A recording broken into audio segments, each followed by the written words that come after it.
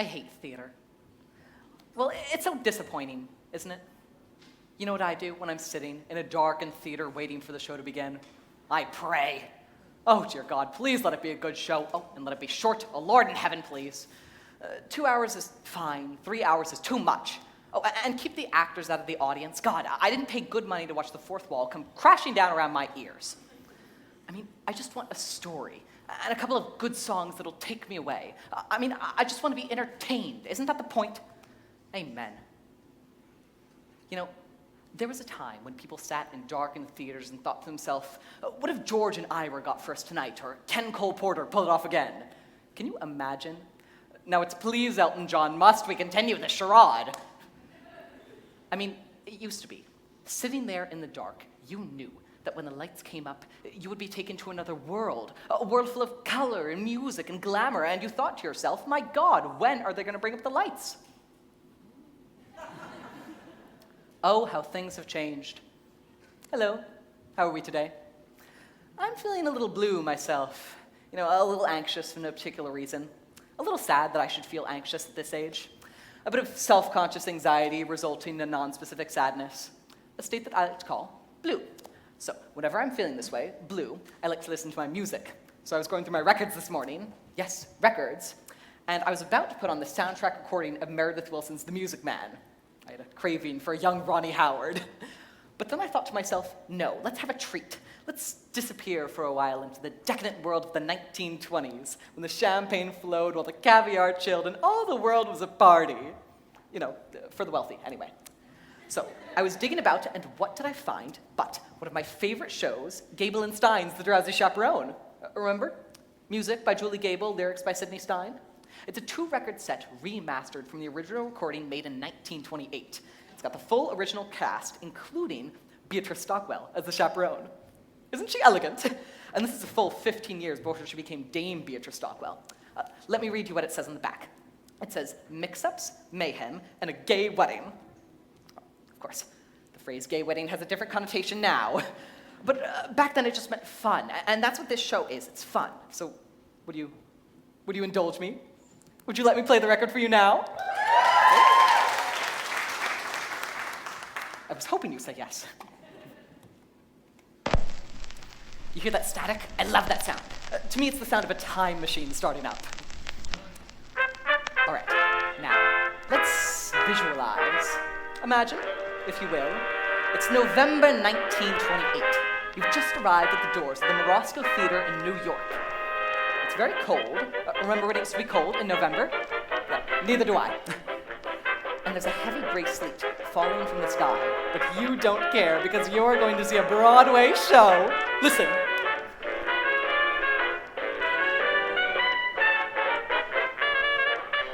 Isn't this wonderful? It helps if you close your eyes.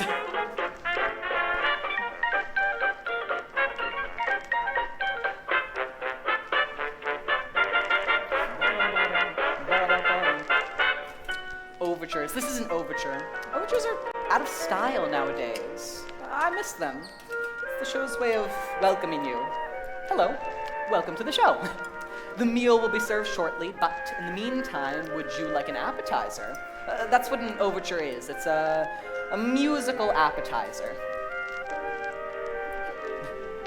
A poo-poo platter of tunes, if you will.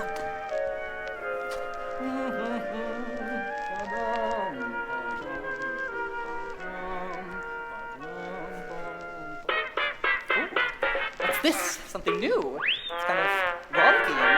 Sounds like a big dance number, something involving the whole cast, maybe including pirates. Don't worry, there are no pirates. Or are there? No, there's not. There's no pirates. Do you hear this? This is my favorite part of every overture. The moment when the music starts to build. Everyone's getting situated in their seats. Your uncle's arriving in late from the bathroom. And you know that it's only seconds until you're transported into a completely other world.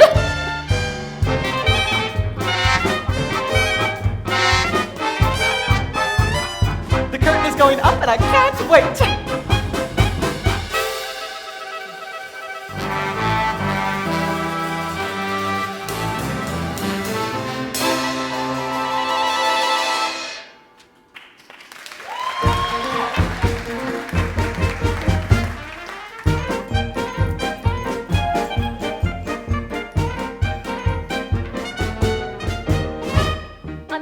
Yes, madam. How do I look?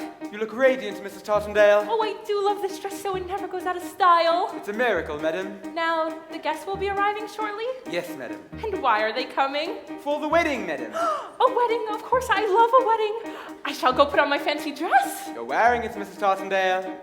Silly me. I do love this dress so it never goes out of style. When will the guests be arriving? They'll be here shortly, madam. I shall go put on my fancy dress. Oh, Mrs. Tartandale. My dress, my fancy dress. I don't know why I'm wearing it, I must confess. My dress, I love my dress. Would someone tell me why I put it on? Yes, yes! Your dress, your fancy dress. 'Twas such a pleasure airing it, restitching and repairing it. God bless your dress, it's a one fine dress. And I will tell you why you put it on. Wedding bells will ring, wedding bells will chime. Madam, you're the hostess and it's happy wedding time. Wedding bells will ding, wedding bells will dong. Wedding bells will ding-a-ling and we will ding along. Your dress, your fancy dress. We're very, very glad you put it on. Wedding guests have come. Wedding guests are here. Wedding guests are at the door and soon they will appear.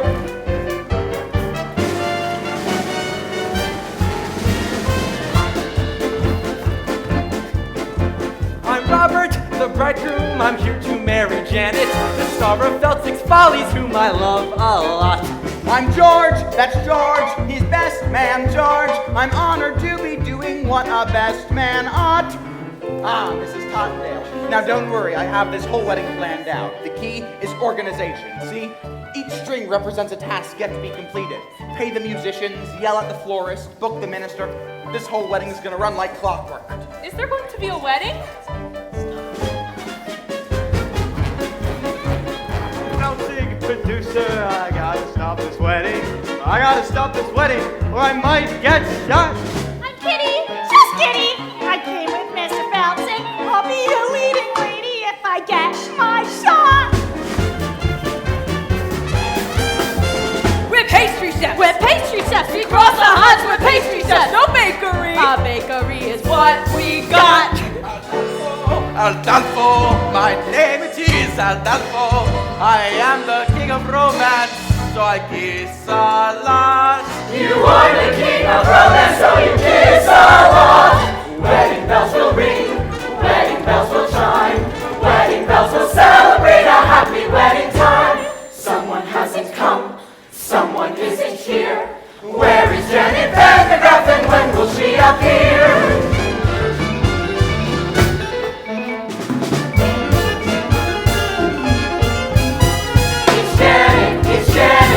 Janet Van de Graaff. I'm Janet Van de Graaff, here to marry Robert Martin, giving up a life of glamour. Tied a knot. Am I late? I'm the chaperone of Janet Van de Graaff, maid of honor, friend and confidant, and all that rot. Where's the bar? A wedding, hooray! Prohibition, madam. A wedding, how gay! Good thing I brought my own. A wedding today. Champagne makes me drowsy. It's really happening, truly happening, almost happening. What is happening? I'm Trix, the aviatrix of the sky. I'll circle through the stratus in my modern apparatus. I'm Trix, the aviatrix. I gotta fly. I'll see you when they tie the knot. A wedding, hooray! Ding-a-ling. A wedding's coming our way. A wedding, So, there you have it. All the guests have arrived. We have a bride who's giving up the stage for love, her debonair bridegroom, a harried producer, jovial gangsters posing as pastry chefs, a flaky croween, a Latin Lothario, and an aviatrix, what we now call lesbian. And, of course, my favorite character, the Drowsy Chaperone. What more could you want for an evening's entertainment?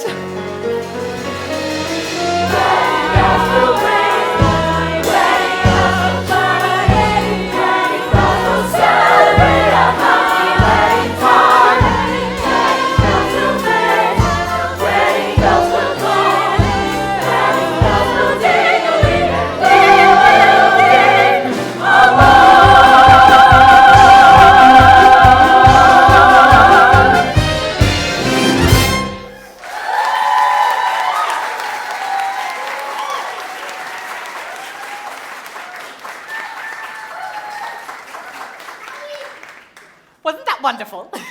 And we will ding along. I don't even know what that means. So, I'll try to guide you through this record as best I can.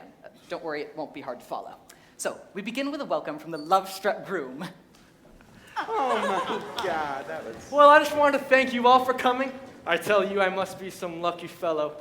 Why, who would have thought that I, Robert Martin, would be marrying a glamorous showgirl, and that glamorous showgirl would be willing to give up a successful career for me, Robert Martin.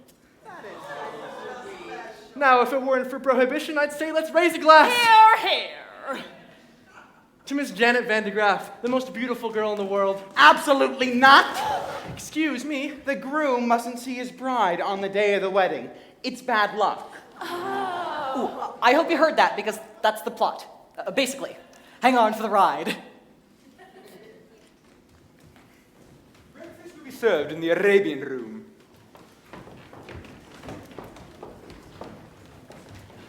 Say, it's a little early in the day to be drinking, isn't it? I don't understand the question. Uh-huh. Look, you keep Janet away from Robert. You're the chaperone. That's your only job. You understand? Aye, mon capitaine. Oh, Robert, who's my little monkey? I am. I'm your little monkey. So, the bride and groom are whisked away, and we turn our attention to the B plot, which involves the producer. Mr. Felsick! Getting married and leaving show business. Mr. Felsick! Doesn't she know I got obligations? Mr. Felsick, you don't need Janet no more. I can be your leading lady. You said it yourself, I'm useless in the chorus. Kitty, for the last time, you ain't got what it takes. But I've been taking lessons. Singing, acting, ballet. Ballet? Yeah, and I'm pretty good too. Last week I auditioned for Swanee Lake. Oh, a little annotation. Kitty and Feltic were a couple, in real life. Jack and Sadie Adler. Now, of course, this is a familiar comic construct, a stupid woman and her long-suffering companion. Well, of course, she appears stupid, but in the end she does something clever and makes everyone wonder whether it was all just an act. The irony here is that Sadie actually was very stupid. Jack had to explain all the jokes to her, apparently. But still, she enjoyed a wonderful career on the stage. At this time, the theater was the only place where stupid people could earn a decent living. Oh, this was well before reality television, of course. Kitty, I don't got time for this. A pâté for Mr. Felsick. Not now. Then how about a nice profiterole? Boys, I ain't hungry. Then perhaps we should give you something else to chew on. Yeah, something that ain't food. What? Allow me to elucidate. Although we stand here before you in the guise of innocent pastry chefs, we are also And primarily, employees of a certain individual. A certain individual? a certain individual. Who happens to be the largest single investor in Felsick's Follies. He has sent us here As pastry chefs, to express his concern about Miss Van de Graaff's impending nuptials. specifically, That if she gets married and leaves the show, then there ain't no show. Hey, don't I know you? No, you don't. Have you ever spent any time in Toledo? Have you ever spent any time in a coma? No, but I have a cousin in Seattle. Kitty, boys, you tell your boss this wedding is never gonna happen. You have my word. Oh, we'll take your word, all right. But to go back on that word would be a recipe for disaster. Now we hope we have made ourselves perfectly eclair. One can only hope. You just gotta be kidding me. A trifle much. Don't taunt with me. All right, boys, you can stop with the whole pastry chef routine, okay? Alas, we cannot. We're on the lamb. Lamb's an entree, you macaroon. The gangsters were played by vaudeville duo the Tall Brothers, John and Peter Tall. They were born Abram and Menwells Lockowitz, but were renamed at Ellis Island by what I can only assume was a sarcastic immigration official. They were an early example of the typical Broadway gangster, full of stylized movements and wordplay, but in reality, not very intimidating, unless you find dancers intimidating. Which I do, but for reasons that would not be appropriate for the situation. We'll leave the matter in your hands, Mr. Feltzig. In the meantime, feel free to browse the dessert carousel. Try the Toledo surprise. It's to die for. Oy vey. Holy cats, Mr. Feltzig! The gangsters. Very perceptive. Now go powder your face. I gotta figure out how to stop this wedding. But how? Oh, Lord in heaven, how? I always thought that moment was a little overplayed. So, with the story well on its way, we turn our attention to the groom's room.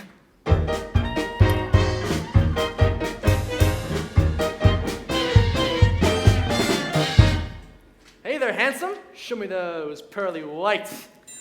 The groom was played by the dashing Percy Hyman. He started off as the Albright toothpaste man. His fabulous smile adorned every tube. Albright was hugely popular in the early 20s because it contained cocaine. It's true. If you looked on the label, it was the 5th ingredient down, right after sugar. Anyway, it wasn't long before he became a huge matinee idol. Now, don't worry. It's perfectly normal for a groom to be nervous on his wedding day. It is, of course. I love Percy Hyman. Some people say he was a bad actor, but to those people I say, shut up. Hey there, Mr. Mirror Man, shaking and a-quaking, trembling like them fraidy cats do. Something big be bothering you. I know just what that is. Cold feet, brother, you got cold feet. You can make them cold feet hot with a little rhythm. Young feet, old feet can be uncontrolled feet.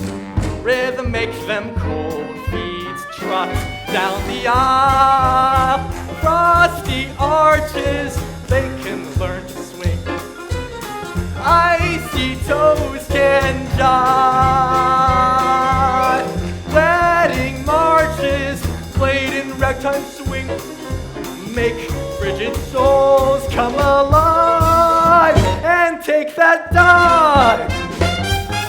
Gold feet, small feet, turn them into bold feet. Rather make them cold feet hot. You don't say. Well, why don't you just slime back into your mud hole, you backstabbing worm? Yeah. Well, looks like I have to find another minister. Say, what are you up to? I'm singing a song an old friend taught me, a Dixie remedy for wedding day jitters. You think you've got jitters? You've got the easy part. I still gotta get the rice, boutonnieres, and a minister. I have the weight of the wedding on my shoulders. George, it sounds like you've got cold feet. What do I got? Cold feet. What do I want? Bold feet. What do I do? Scold feet? No! You make the cold feet hot.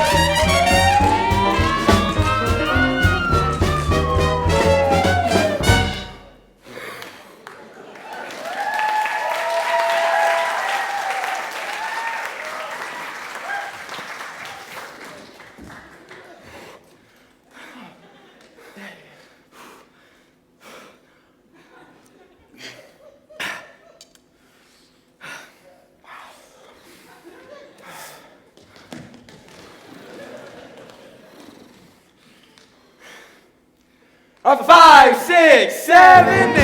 Cold feet. Cold feet. Turn them into cold feet. Rhythm make them cold feet. Ha!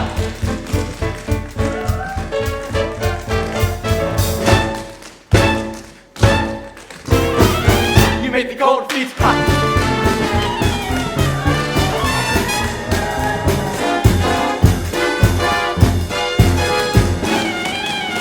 You made the cold feet hot.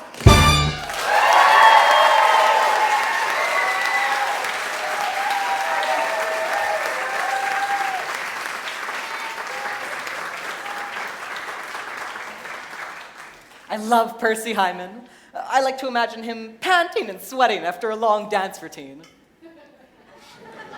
He's still alive, you know. I saw him recently on the TV celebrating his 100th birthday. To say that the passing years had taken their toll on him would be a grotesque understatement. They wheeled him out, and he had this look of wide-eyed pain confusion that God reserves for the very, very old on their birthdays. You know, the one that says, "Who are you? Who am I? And why is this cake on fire?" You know the one.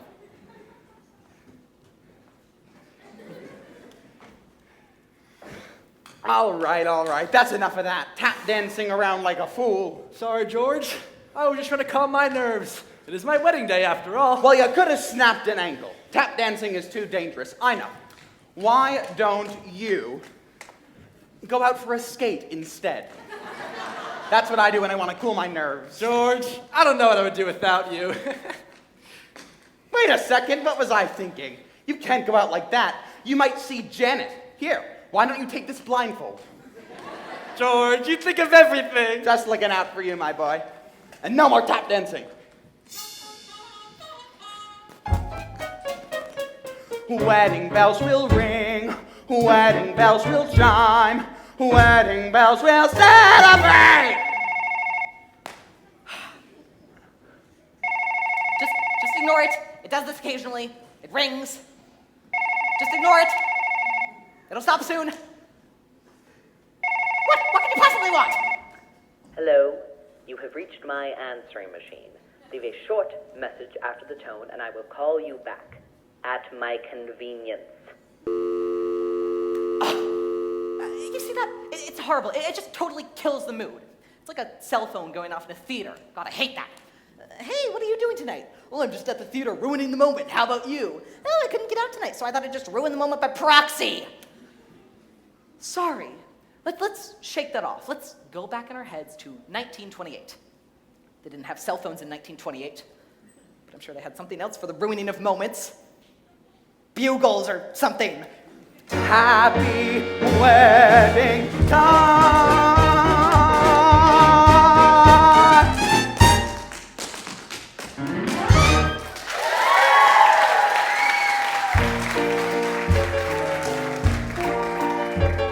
So, the scene shifts and we find the bride, the glamorous Janet Van de Graaff, entertaining questions from reporters as she lounges by the pool. Miss Van de Graaff, is it true you're giving up a successful career to marry a man you hardly know? Yes, Robert and I met on the Lido deck of the Ile-de-France. He amused me with stories of his father's oil interests. We spooned, briefly, and then he proposed. So you won't be returned to stage ever? I shan't. You shan't. I shan't. Can I quote you on that? Of course. One more question.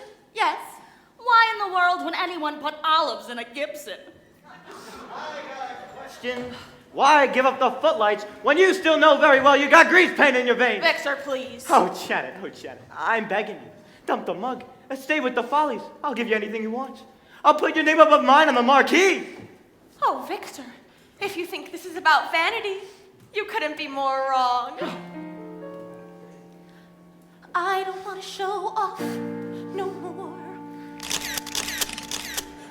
I don't want to sing tunes more. I don't want to ride moons no more. I don't want to show off. I don't want to wear this no more. Play the saucy Swiss Miss no more. Blow my signature no more. I don't want to show off. Don't try to control me. I've made up my mind, and that's it. I quit. I'm leaving it all behind. I don't want to be cute no more. Take the gentleman hoop no more. Baby. I don't want to wear fruit no more. I don't want to show. No more. Not me. Reader ain't got news no more. Page 3. That's blowing reviews no more. Oh, see, I don't want to show off. She don't wanna show off. I don't want to show off. You don't wanna show off no more. Off no more. Not me. Woo!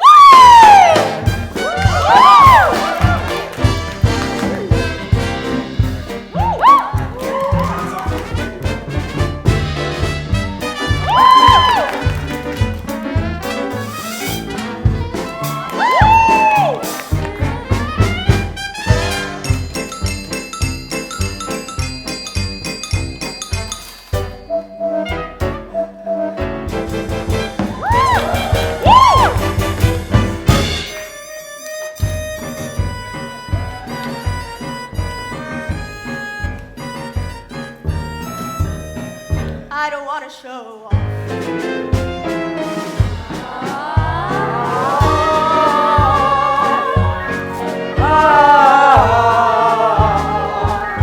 She don't wanna show off, don't wanna show off no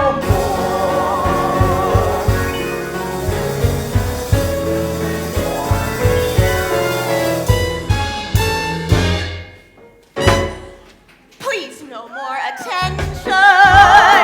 I've counted to 10, and I'm through. Farewell. Adieu. It's so. You'll never see this.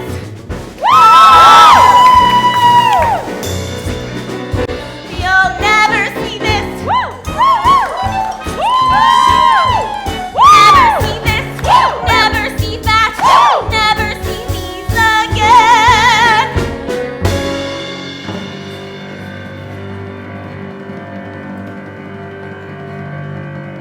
I don't want to change keys no more. I don't want to strip tease no more. I don't want to say cheese no more. I don't care if you scoff. I don't want to be cheered no more. Praise no more. Grab no more. Touch no more. Love no more. I don't want to show off. I don't want to show off.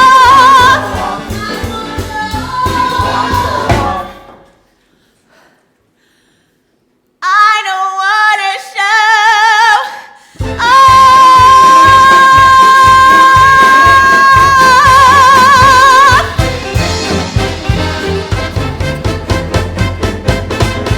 No more.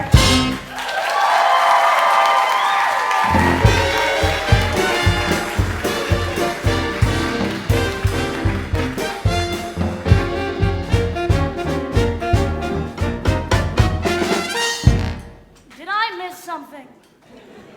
Mr. Feltzig, it is painfully obvious that Miss Vandegraff has no desire to continue a life on the stage. Can't you see it's killing her soul? Oh, don't worry, boys. This isn't over yet. Yeah, I'm surprised she didn't do an encore. I don't want to encore no more. But the shouting for more, more, more. Disappear through the floor no more. I don't want to show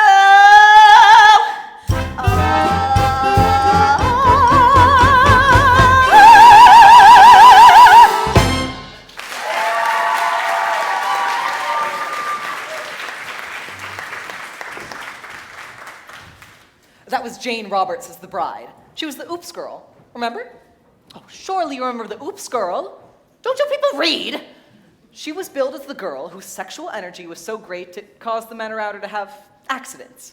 You know, spill their drinks, drive their cars into trees, and she would go, oops! Well, of course, I'm not really doing it justice, but people ate it up. She made a whole series of films, Oops, The Oops Girl Come Home, and Oops Girl at Sea, which won an Oscar for special effects. Okay. Begging and groveling didn't work, so on a plan B. And for that, I need an accomplice. Someone gullible with loose morals. I need a, what do you call him? A European. Ay, papi.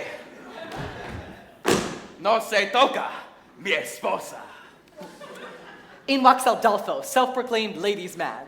Adolfo is played by former silent film star and world-class alcoholic Roman Bartelli. He was the one who later drank himself to death in his chateau in Nice, remember? It was, I think, 4 days before they found the body, and by that time it had been partially consumed by his poodles.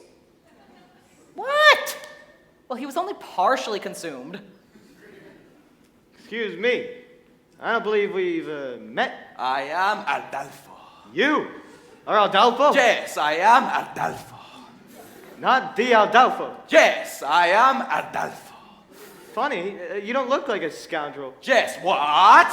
Why, just now I overheard the groom saying that Adolfo's a scoundrel. I just heard him say it. What? Adolfo is scoundrel. Those very words. Adolfo is a scoundrel. It's like I'm hearing it again. This is outrageous. He's saying this to people, to beautiful ladies with breasts, for making love. Why I must? You must take matters into your own hands. Yes, Adolfo will take this groom into his hands and kill him. Yes. No, don't kill him. Just hurt him enough so he can't get married. Show me to this groom. Wait. What? What kind of man is this groom? A big man? Well, A burly fellow? oh, you know, he's big on the outside. No. Adolfo will not fight big man. Small, pale, wheezy little dwarf people Adolfo can punch. Far away, but no big man. So what you're saying, you're a lover, not a fighter. Yes, Adolfo is the lover of beautiful ladies. Some say the king of romance. Well, you know what they do say. The best way to get revenge on a man is through his... Door! No, best way to get back at a man is through his... Window! No, revenge. Back at a man through his... Through his... There is no other ways. I'm not Santa Claus coming down the chimney. Through his woman? Yes, through his woman. You must seduce his woman, Adolfo. Eh? You must seduce his bride. Yes, Adolfo will make love to their bride. This will show people Adolfo is no scoundrel. Show me to this bride. Wait. What? What kind of woman is this bride? A big woman? No. A burly woman? She's the cat's pajamas. What? Pajamas? You know, she's a looker, an attractive woman. Show me to this cat in pajamas. And I will make her purr like a cat in pajamas.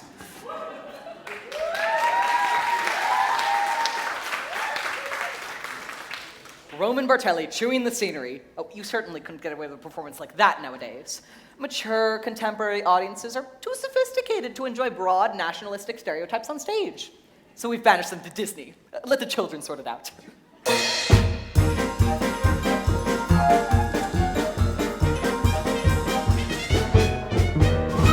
Underling, Yes, madam. the pastry chefs have been kind enough to provide the liquor for the party. But remember, Underling, we have to be discreet. Yes, madam. It is prohibition after all. I'm aware of that, madam. We'll have to use code words. For instance, if someone asks for a glass of ice water, it means they want a glass of vodka. Have you got that? Yes, madam. Are you sure? Maybe you should write it down. I understand, madam. A glass of ice water is a glass of vodka. What's a glass of ice water? Vodka. Ice water. Vodka. Ice. Vodka. All right, then that's settled. One less thing to do. Oh, Underling, might I please have a glass of ice water? I found our meeting with the pastry chefs rather trying, and I'm enjoying a nice, refreshing glass of ice water. Your ice water, madam. That was pure vodka, you poop! I hate this scene. Well, now I do need a glass of ice water. A glass of ice water, madam. Yes, ice water. Are you going deaf? Would that I were. I mean, you can see where this is going, can't you? It's really just a series of spit takes. Your ice water, madam. That was pure vodka, you poop! You know, in some ways, the Drowsy Chaperone was quite progressive. A real lesbian playing the aviatrix, for instance.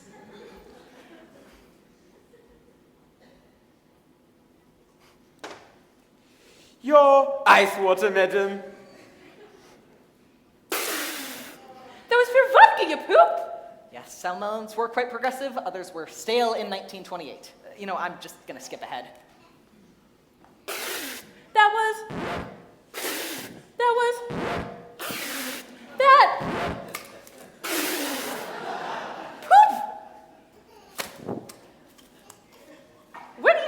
you're going?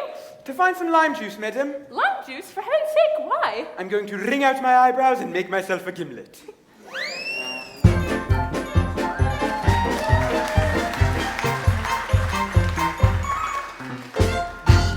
Now, you're probably asking yourself, what was that scene doing in the show?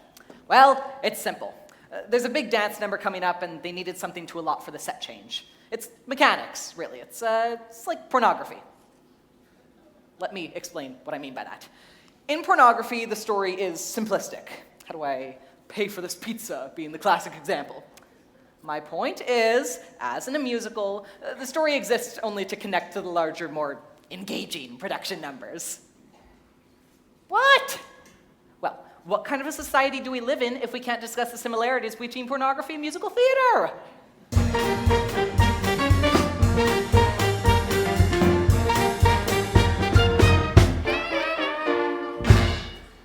In a few hours, I'm going to be Mrs. Robert Martin. Oh, my head is spinning. Yes, life is a mad whirlwind. Ooh, this is a really interesting scene. This is the only time that Jane Roberts and Beatrice Stockwell are alone together on stage. Jane Roberts was an emerging star, but Beatrice Stockwell was already well established and a force to contend with. I'm so full of apprehension, but I suppose that's normal, considering the circumstances.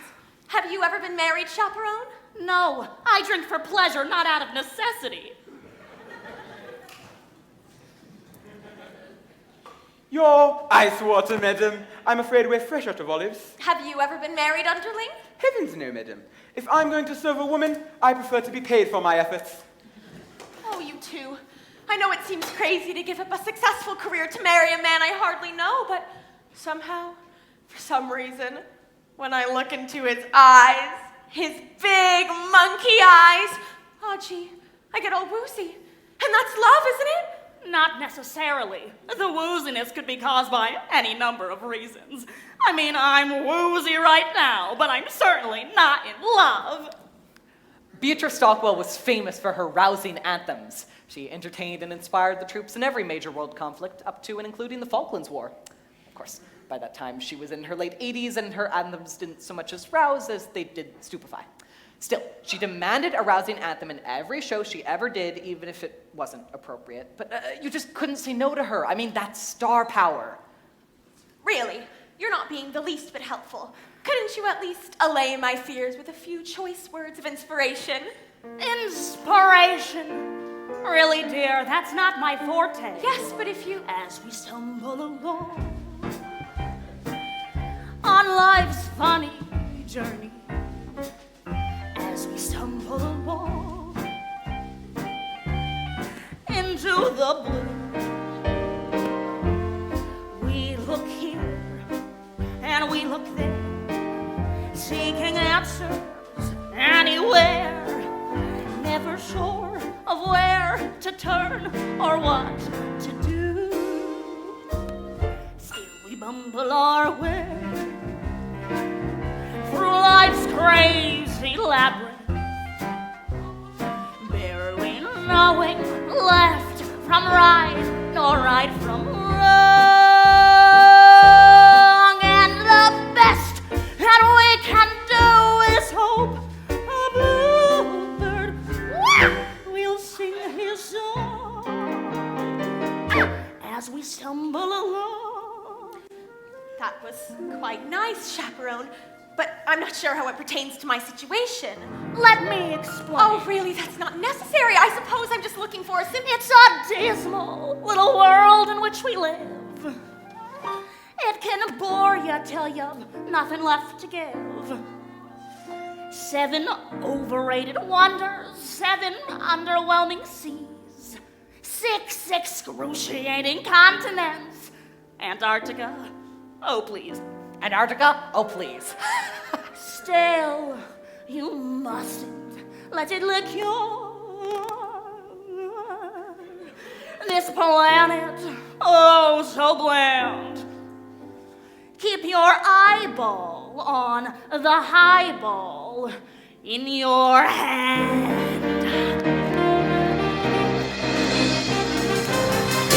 As we stumble along through life's crowded dance floor, as we push and we shove. We live and we learn. And when we finally leave the bar and we see that morning star, we pull our bootstraps up and homeward turn. Then we stumble away through dawn's blinding sunbeams, barely knowing right from right, nor left from wrong. But as long as we can hear that little bluebird, there'll be a song as we stumble along. As we stumble, bumble, fumble, plumble. As we stumble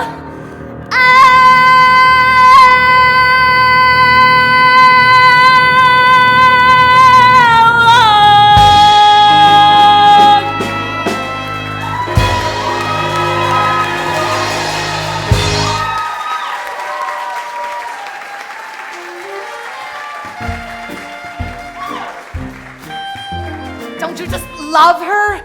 Basically, she sings a rousing anthem about alcoholism. But that's what I just love about her. I mean, she just does her own thing when she wants, where she wants, regardless of the needs or concerns of others.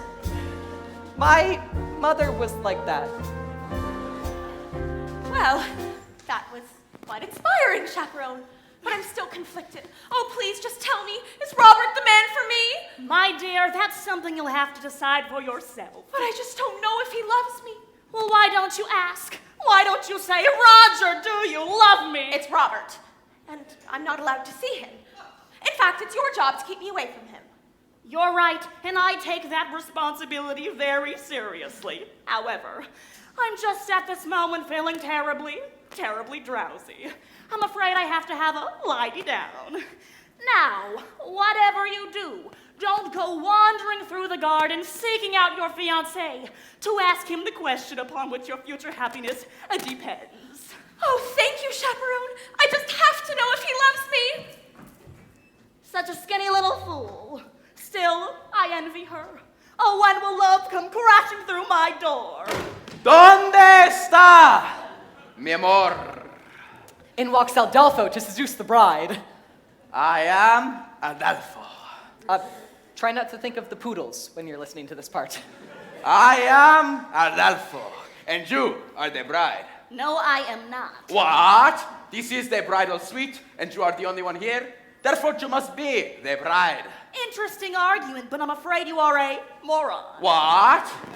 Me, no bride. Perhaps I could take a message. Yes, very good. Dear Van der Graaf bride, I must make love to you and transport you to a place of ecstasy. Sooner is better. Signed, Adolfo, King of Romance. Well, you saw through my little ruse. You found me out. So you are the bride. Apparently, yes. Take me, Aldo Face. No. Not Adolface. Adolfo. You must say it correctly. For when we are making love and you are screaming, you must say my name right, or to spoil everything. How can I make you remember?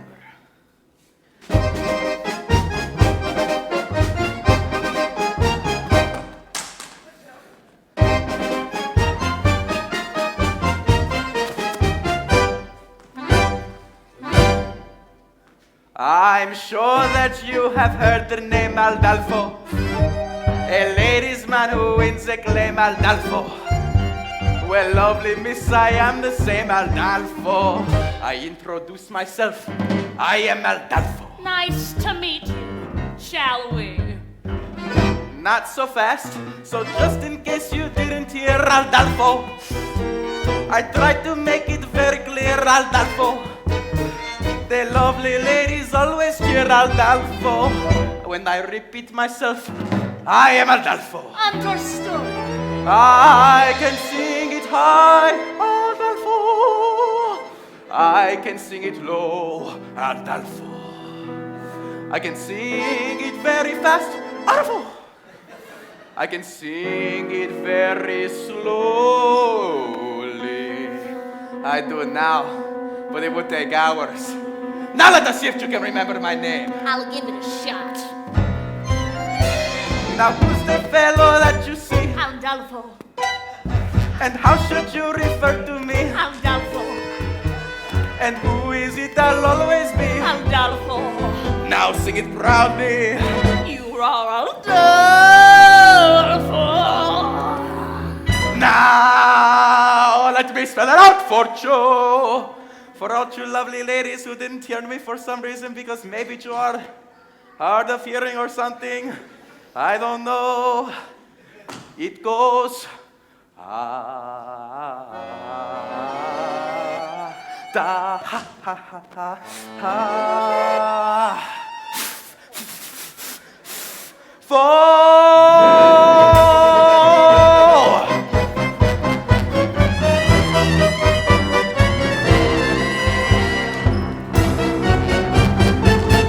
I am Adolfo. Adolfo.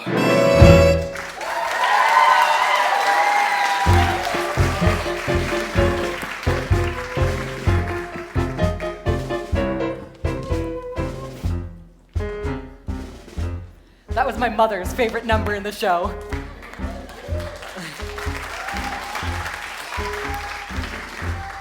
I think it was her secret fantasy to be swept off her feet by a Latin lover. I mean, a real Latin lover, not a buffoon.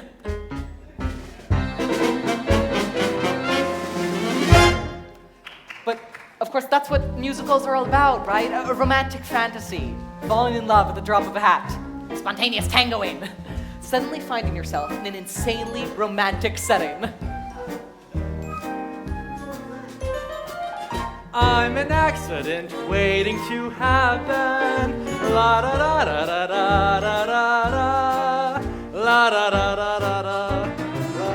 Look out! Oh, don't worry, madam. I'm getting married today, so I have to wear a blindfold. Blindfold? I'm sorry. Who am I speaking to anyhow? Why, it's me. I mean, Mimi. Mimi from France. Oh, this scene couldn't be more ridiculous. So, you are marrying Jeannette van de Graaf, no? Oui. I hear she is very beautiful. Oui. And glamorous. Oui, oui. And is it true she has an exceptionally broad range and excels at playing both comedic and dramatic roles? Say, I'm having trouble placing your accent. What part of France are you from again? Oh, the middle part, where they make the toast. So, you were telling me about your, how do you say it in English, fiancé. Well, that's right. Well, tell me, when was the moment you knew she was the only one for you? Well, it's a funny story, actually. We were standing on the Lido deck of the Ile de France. Yes. I was amusing her with stories of my father's oil interests. And then what happened? And then I looked into her eyes, her big, glamorous eyes, and I felt all woozy. And then you fell. And then you fell. Yes, right on my keister. And I said, well, I guess I don't have my sea legs yet. But we haven't left the dock. That's what she said. And that's when I knew it must be love. And then you said, And then I said, there was a time I could stop on a dime. Forbearance was one of my talents. But since you've been around, I can't hold my ground. I'm consistently losing my balance. I'm an accident waiting to happen. I'm a mishap about to ensue. I'm the toy on the stair, the three-legged chair, the hem that's been caught by a shoe. When my two lovesick arms started flapping, there was nothing my ankles could do. I'm an accident waiting to happen. So how be I happen to you? and then what happened? Well then, she joined in.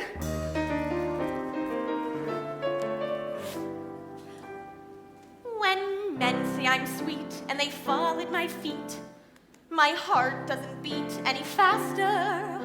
But when you lose control, it touches my soul. So I'm bracing myself for disaster.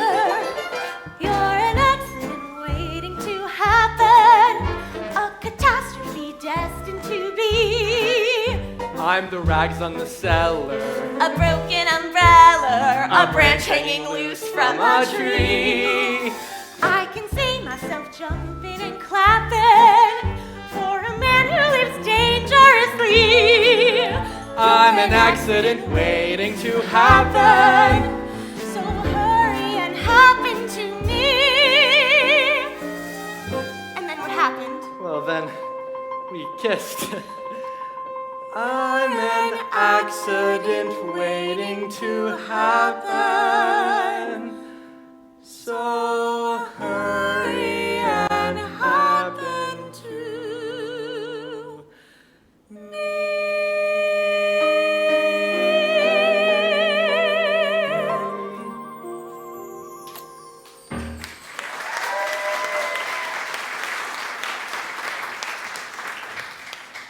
Wait a minute! You just kissed a strange French girl on your wedding day! Oh no! What have I done?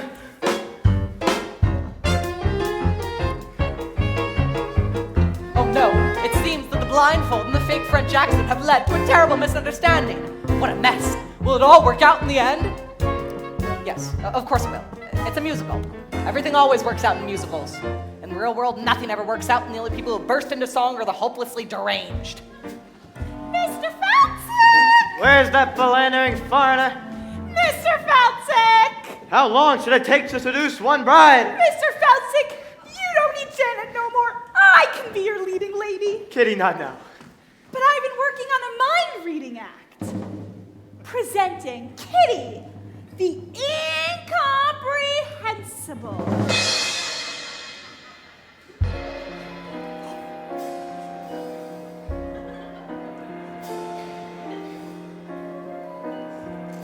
Now, think of a number between 5 and 7.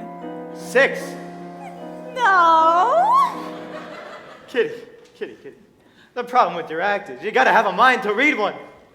Mr. Felsick, It would seem that the wedding is proceeding according to schedule. now it is time you received your just desserts. What do you say, partner? Should we whip up something special for Mr. Felsick? Yeah, how about a Toledo surprise?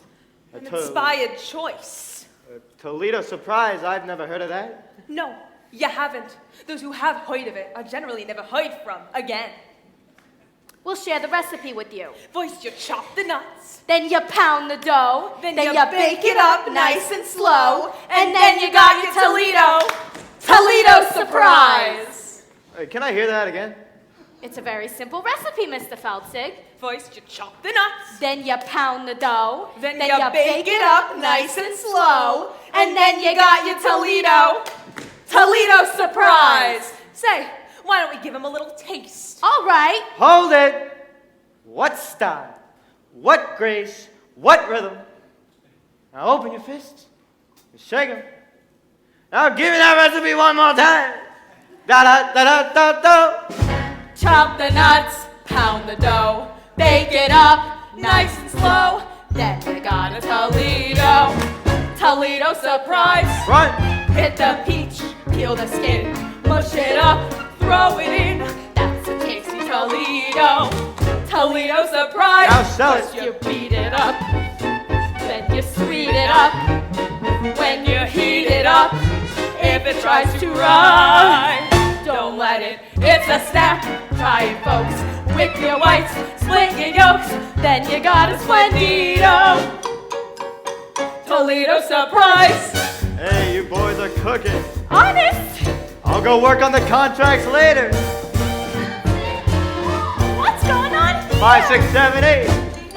Kitty, Toledo surprise. I'm developing a new act. You mean you're putting gangsters in the show and you won't put me in it? They're not even in the union! You got it all wrong, Kitty. The new act's for you, and these boys are your backup dancers. Backup dancers? Holy cat! What that hot Toledo does to my libido. Good, yes indeed, sugary yum yum. Surprise! Squeeze the cream, squeeze the jam, click the spoon, click the fan, makes a boxer tuxedo. Toledo surprise! Wait. I'll therefore make an announcement. Wedding is off. What? For the love of God, why? Adolfo has seduced the bride. That's not the bride, you idiot! That's the chaperone! The wedding is on. The wedding is off. What? Robert kissed a French girl. Her name is Mimi. She's very beautiful. I couldn't help it, Janet. She was just like you, only French. Sweet mother of pearl. Yes, madam. What is all this commotion about? The wedding, madam. Is there going to be a wedding? Oh, what a tragedy. What a wonderful, wonderful tragedy. Clear the floor, boys. I'll show you how it's done. First you beat it up, then you sweet it up. When you heat it up and it tries to rise, don't let it.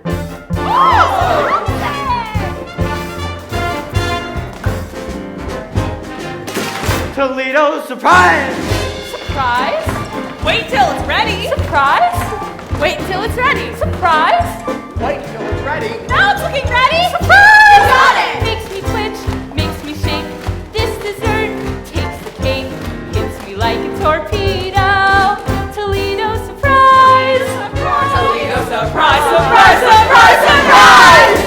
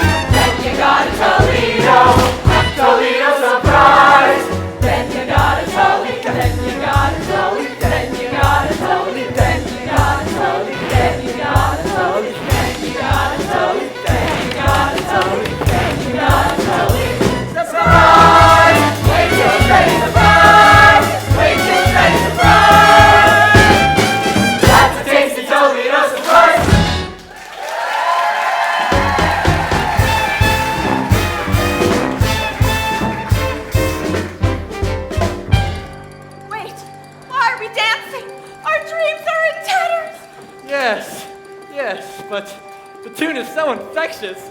Oh, Robert, this is the saddest day of my life.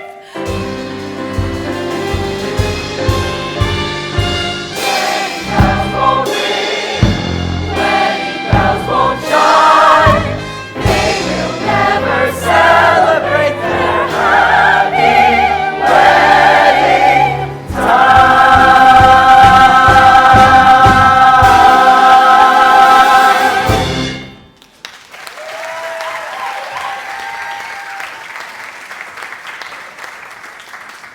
And there it is. The curtain falls, and it's time for the intermission. Of course, it would be if we were actually sitting in the Morosco Theater watching the Drowsy Chaperone, which, of course, we are not. I don't like intermissions. They ruin the magic, you know? 1 minute you're lost in a glamorous world of color and romance, and then the next, boom, you're surrounded by tourists. Crinkly candy wrappers and the constant nattering about a lack of women's restrooms. I mean, it's cruel. I'm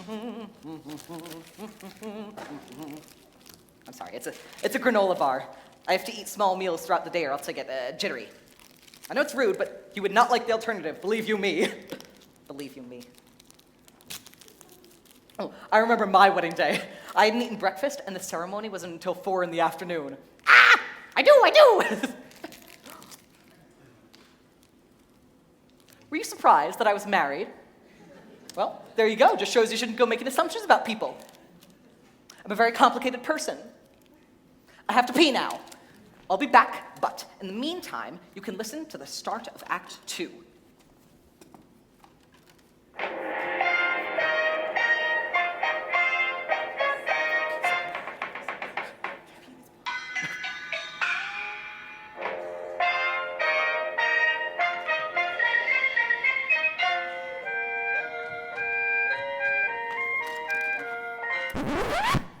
Sorry, that was not from the Drowsy Chaperone, needless to say.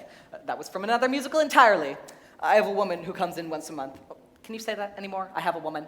Anyway, she comes in once a month to clean the things that I absolutely refuse to clean. She's very good, but she has this annoying habit of always putting my records away in the wrong spots. Even though I tell her, no touch records, Carmela, no touch records. I suppose if I spoke to her in complete sentences, she might stop touching the records now, would she? Anyway, Act 2 of The Drowsy Chaperone begins with this. It's a haunting lament from a very depressed bride. She sings it bathed in the pale blue light of a sympathetic moon, which is frankly ridiculous because it's the middle of the day.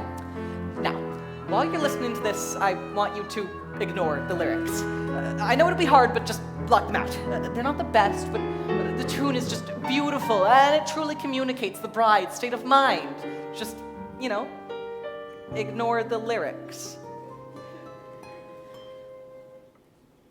I put a monkey on a pedestal and tried to make that monkey stay. And he did for a time, but he needed to climb, and with other monkeys play far away. He left his jacket on that pedestal beside his tiny rusty cup, and I haven't got the strength to pick them up. Oh, monkey, monkey, monkey, you broke my heart in two, but I'll always save that pedestal for you. I'm going to pour myself a brandy. Come, my little monkey. Come, my little monkey. I just love this number. I mean, the melody is so simple, it just floats in the air. And I must admit, I always get a little misty whenever I think of that jacket lying on the pedestal, its long arms dangling on the ground. Oh, monkey, monkey, monkey, you broke my heart in two. But I'll always save that pedestal for you. Come, my little monkey. Come, my little monkey. Oh, I love this part. Wait, Who are you? I'm Janet Vandergraaf. Do you need anyone? I don't need anyone. Oh, what about the love of one man? What do I care about the love of one man when I am adored by millions? Do I need to be so gloomy? No, no, no. I could rule the world if so I chose. Sigmund Freud sends flowers to me every show. Gertrude Stein is she headed me a rose. I'm Janet Vandergraaf. Ain't no nail that I can hammer. Why give up the life of glamour?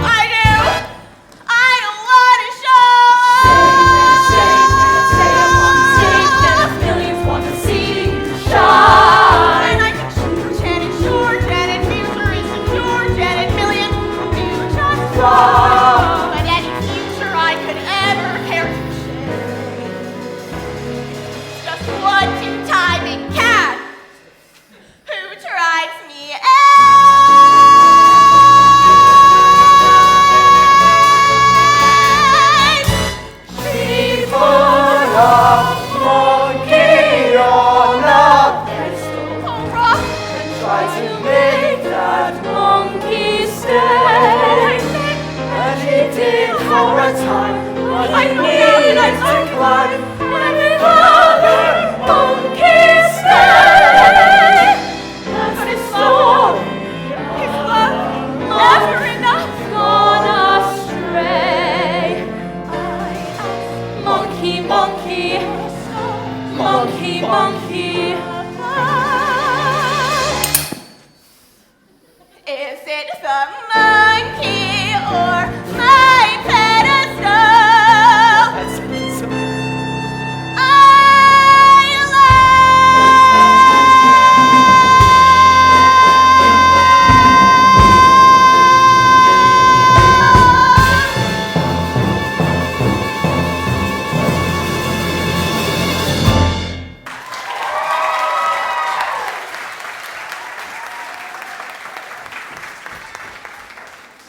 I love that number. It's got a bit of everything. A bit of Busby Berkeley, a bit of Jane Goodall. And that's another thing that I love about musicals in general, is that when a character is in crisis, they sing and they dance about it, which is so much more interesting than just whining about it. But that's the glory of musical theater. I mean, you see, this is what I'm talking about. This is life. You manage to be happy for 5 seconds, and then something starts ringing.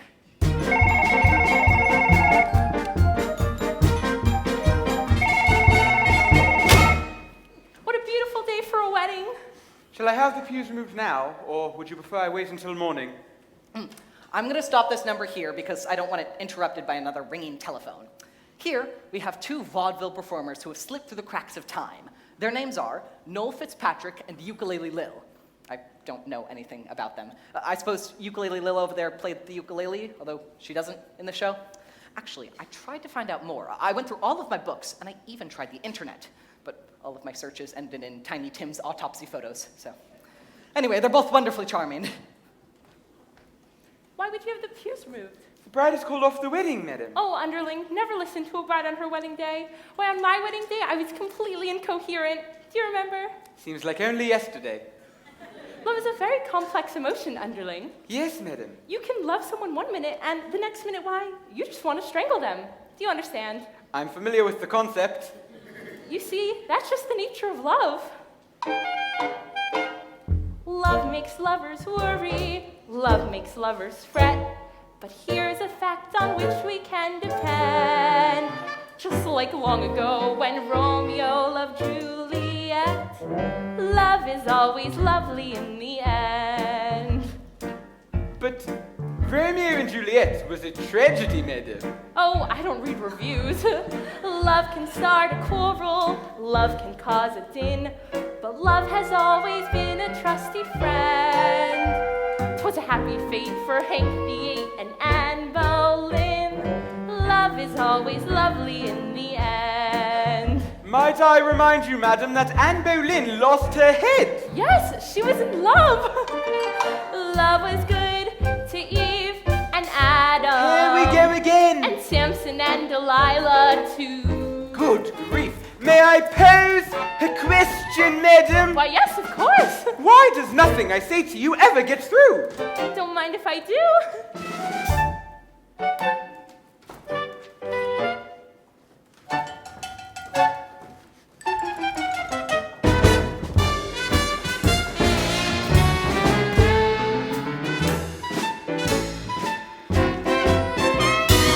Love is always lovely in the end. I found that whole ordeal quite taxing. Please excuse me while I pour myself a glass of ice water. Love sneaks up behind you, love drops from above, but love would never consciously offend. Love has certainly been kind to me, and my true love. Love is always lovely in the end. But your late husband was a brute. I don't mean him, you silly coot. Love is always lovely. Lovely, lovely, lovely. Love is always lovely in the end. love is always lovely in the end.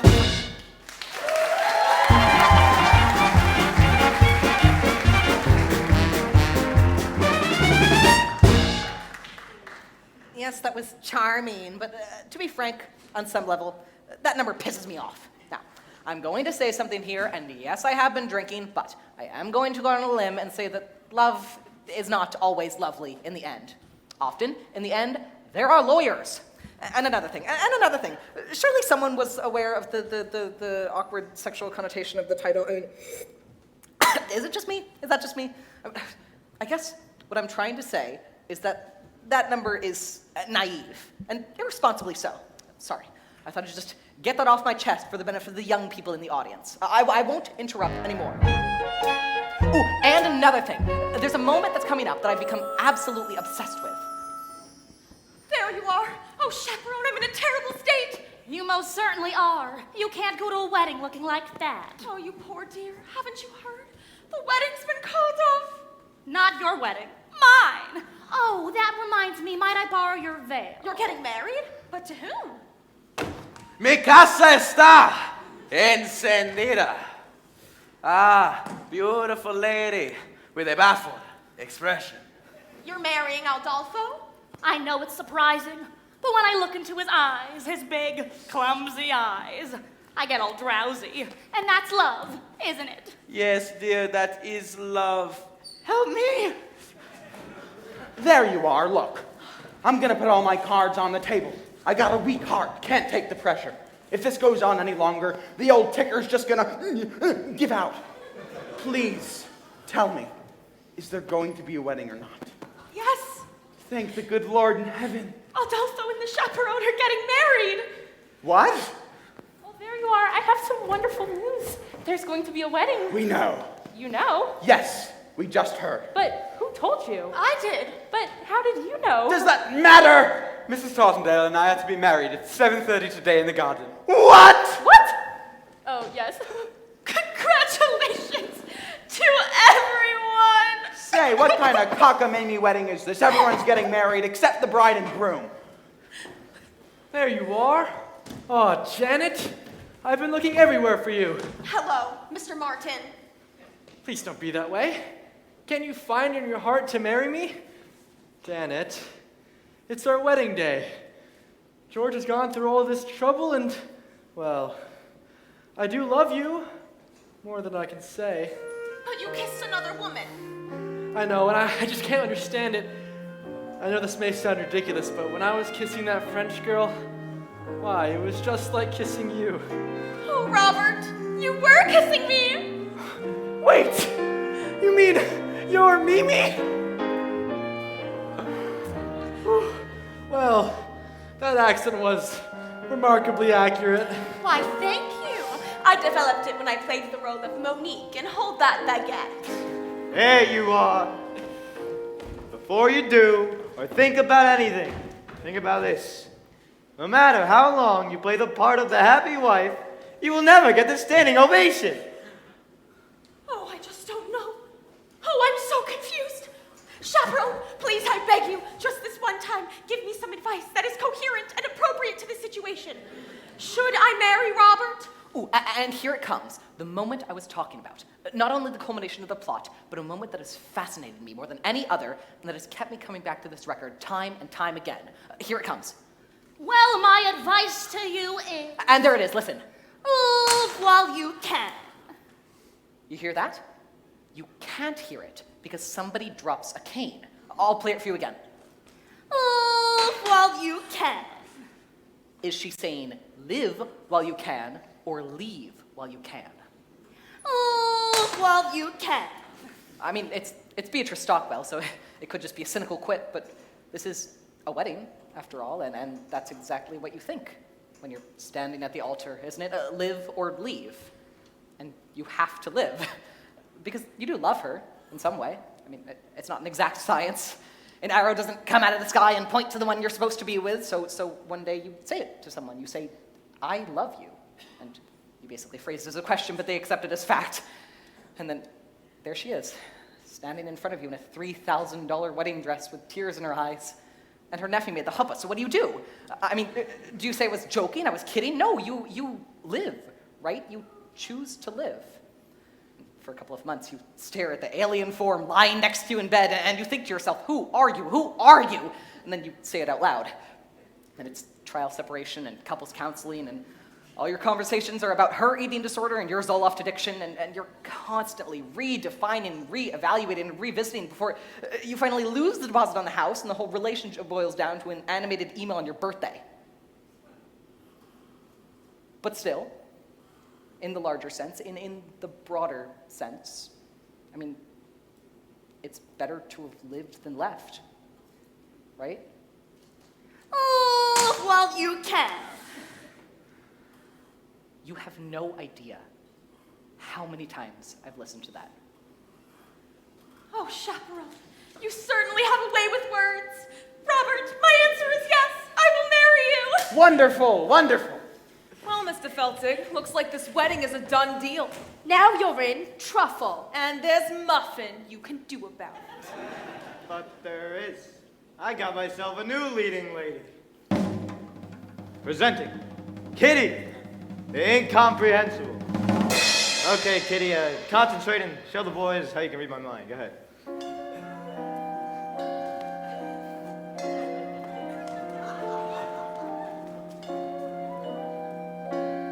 Kitty, will you marry me?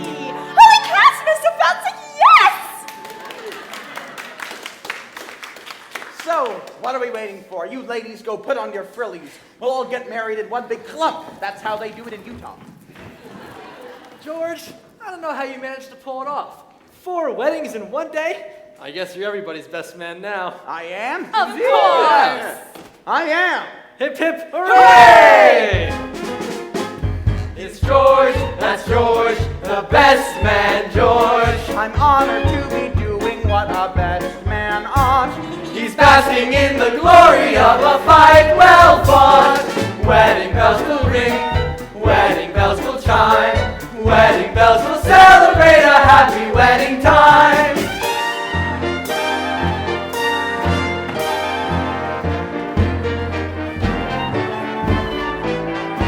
Wedding bells will celebrate a happy wedding. Minister, you may begin. Oh no, I forgot the minister.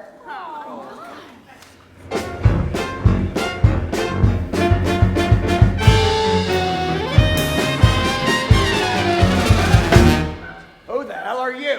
I'm Trix, the aviatrix, queen of the sky.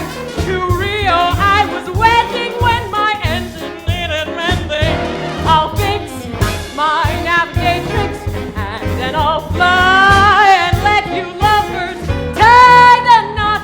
Sorry to crash the party, folks, but we'll have this fixed in 2 shakes and then off to Rio for carnival. Wait! The captain of a ship can perform a marriage! Yes! And a pilot is comparable to a captain. Yes! And an aeroplane is a kind of jeep. A jeep of the air. What? Some people call it an air jeep. Oh, shit! Yes! Oh, I know tricks. You'll marry them on the plane, and then we'll all have the honeymoon in Rio. A bride and groom in a chapel may bring a tear to the eye, but what a thrill when lovebirds trill! I do in the sky when vows are said in a meadow, bees and daffodils. But hearts crush when sweethearts gush. I do in the sky. Do you? We do. Do you?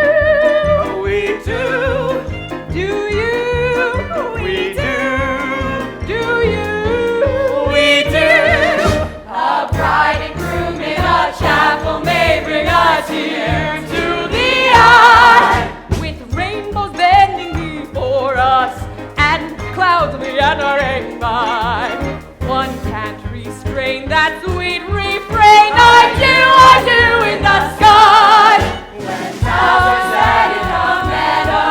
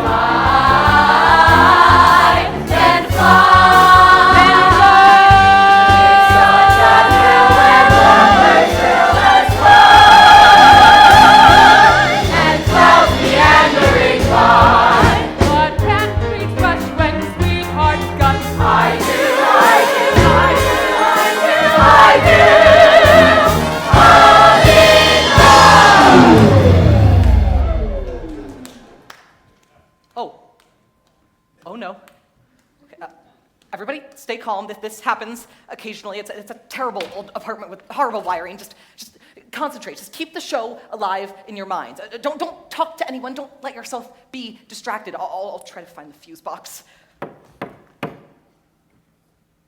Nobody make a sound. It's the super. Oh, shoot. Hello?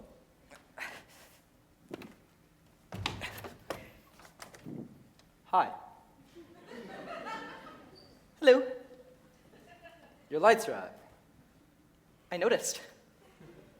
Well, we had to replace the breaker panels in the basement. Yes. So we replaced them. When I shut the power off, the breakers in all the apartments tripped. Yes. So I gotta replace yours. Oh, right now. It'll only take a second. Okay, go right ahead. There's a lot of stuff in your house. Yeah, I tried calling earlier, but nobody answered. Really? How odd. Was I interrupting something? Anyways, here we go.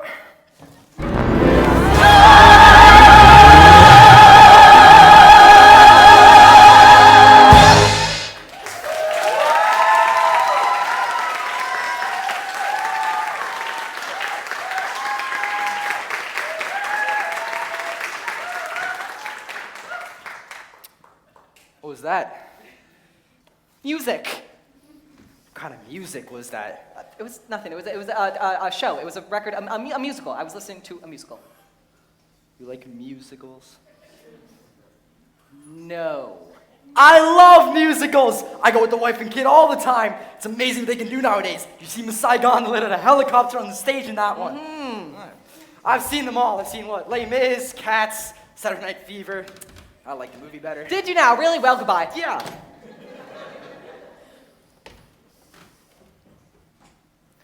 Well, that's it. The moment's ruined. One note away from the end of the show, and everything goes to hell. I should just start the record again from the beginning, shouldn't I? Oh, no, I can't do that. You have to understand. I love this show so much, and I've never even seen it. My mother bought this record for me. This was just before my father left us. Oh, he didn't leave because of the record, although I'm sure it didn't help matters. Look, I know it's not a perfect show. The spit take scene is lame and the monkey motif is labored, but none of that matters, really. I mean, it does what a musical is supposed to do. It picks you up when you're feeling down. It gives you something to distract from the dreary horrors of the real world. It makes those dreary horrors feel a lot less scary. And it gives you a little tune to carry with you in your head. A little something for when you're feeling blue. You know?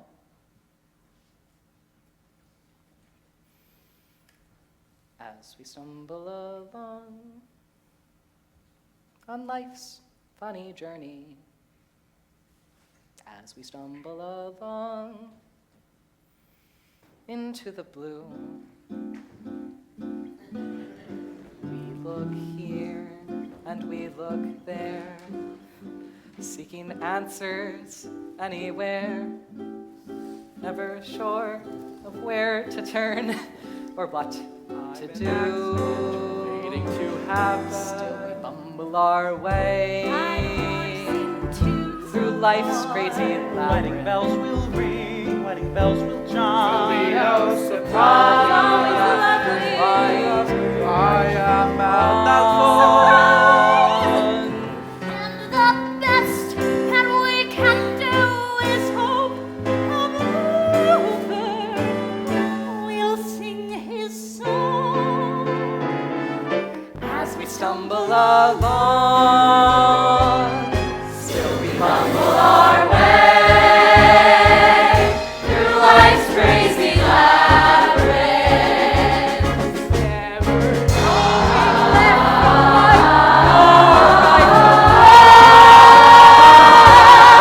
And the best that we can do is hope for bluebird. We'll sing his song as we stumble along.